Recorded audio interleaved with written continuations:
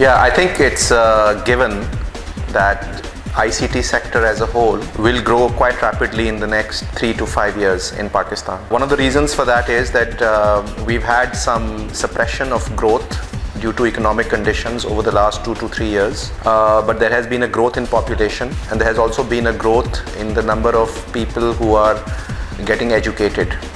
Historically, it has been seen that after 2 or 3 years of downturn in the economy, there is resilience and Pakistani economy comes back for various internal and external factors. The other factor to consider is that globally, technology is driving a lot of growth in many countries. So it is actually going to be opportune as well as a natural phenomena that the new technologies will leapfrog and enable the growth which is already pent up and about to happen. So the big challenge for the ICT sector is going to be how to scale to that growth and how to catch up on the infrastructure which allows that kind of growth to happen, as we have seen in the telecom sector in the last 5 to 10 years.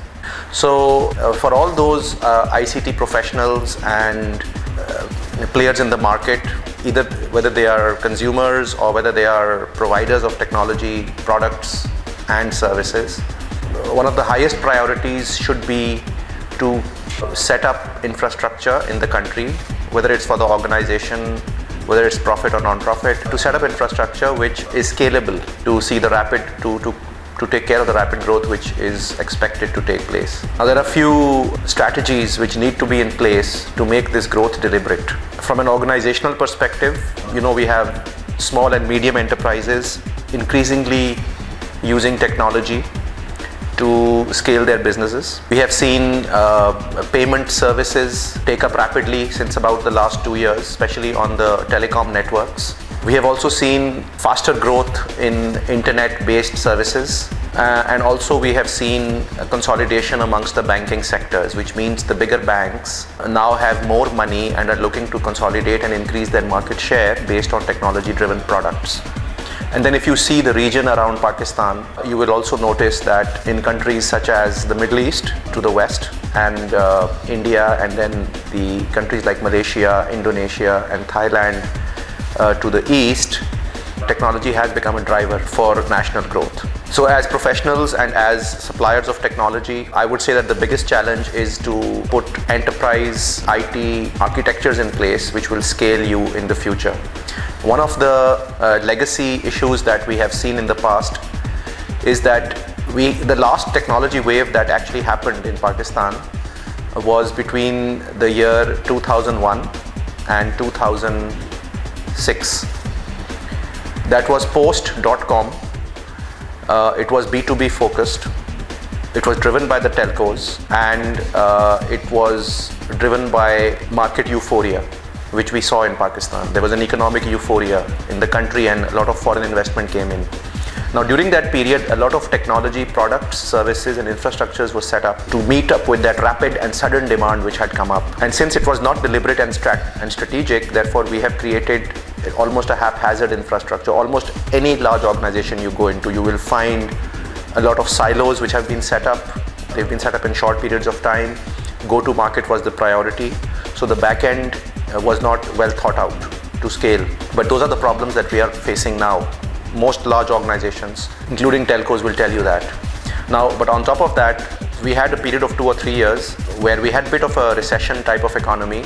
The organizations did not take that time to streamline their enterprise architectures. I mean, very few did. And what has now happened is that we are still living with those silos. And in the future, it could hurt, because either you will have overcapacity on the one end, so it will increase your costs. On the other hand, you will have undercapacity. So that kind of enterprise planning of IT infrastructure is probably one of the top priorities. Now, the other priority which is equally important is to make sure that those enterprise infrastructures and architectures are secure, because we are doing a lot of payments online. We are doing a lot of banking services through alternate delivery channels such as ATMs, internet, mobile and phone.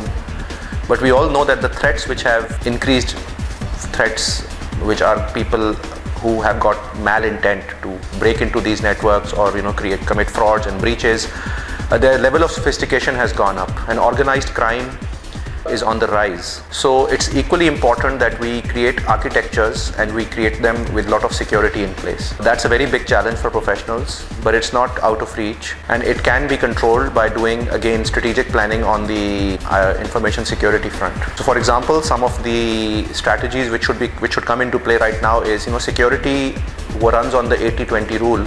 So you can secure 20% of your vulnerable points, and you will get 80% of your assets secure. That's the approach. There's no other approach that managers and professionals can follow. They should follow that, so which means they should prioritize which information they are going to protect and which assets they're going to protect. They have to know that you cannot protect everything. You cannot have zero risk.